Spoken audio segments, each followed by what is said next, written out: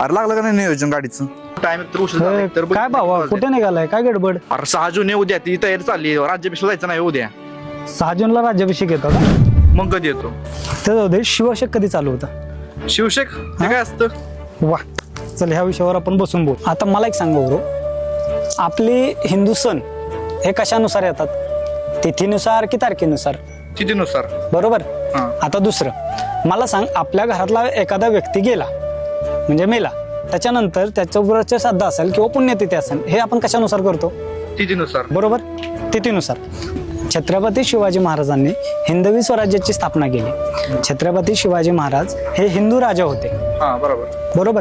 मग आता त्यांचा राज्याभिषेक किंवा त्यांची जयंती ही कशानुसार साजरी झाली पाहिजे?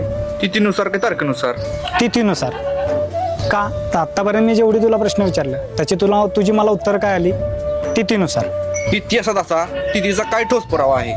मला एक सांग, आता तू रायगडावर गेलायस? हा गेलो की. तू रायगड फिरलायस? मग काय, अगदी रायगडाचा कानाकोपरा फिरलायस सगळा. आणि त्याचा तू अभ्यास केलायस? हो.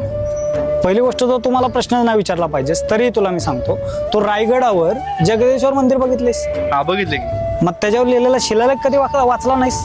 हा बघितलाय की, सेवेची ठाई तत्पर हिरोजी इंदुरकर. अरे त्याच्या बाजूला एक शिलालेख आहे, तो बघितलायस का? नाही. मग तो शिलालेख आहे ना, सर्वात मोठा पुरावा आहे छत्रपती शिवाजी महाराजांच्या राज्याभिषेकाचा, ज्येष्ठ शुद्ध त्रयोदशीचा. आणि तो कसा काय? त्या शिलालेखावर पूर्णपणे आणि स्पष्टपणे कोरलेलं आहे की छत्रपती शिवाजी महाराजांचा राज्याभिषेक हा ज्येष्ठ शुद्ध त्रयोदशीला झालेला आहे.